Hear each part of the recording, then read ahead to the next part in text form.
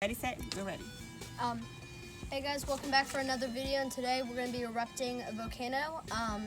So today's safety rules are do not taste, touch, or smell all, and keep your goggles on or glasses when we're conducting this experiment. And right now the ingredients we have in there is baking soda. How much of baking soda? 1 cup of baking soda. 1 cup of baking soda. 1 cup of baking soda. 40 ml of warm water. What?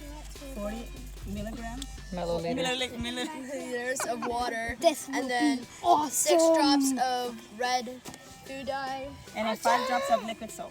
And 5 drops. And then 40 ml of vinegar. 40 You guys ready? Yeah. Please stay back Okay, guys. 2 inches away from the table.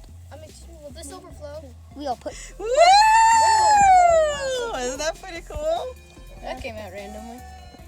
Whoa. It's overflowing over there. It's okay. It's all right. That was There we vinegar. go. What's the vinegar? And our We got one more. volcano erupted. We got one more over here. It smells so good. I really just want to eat.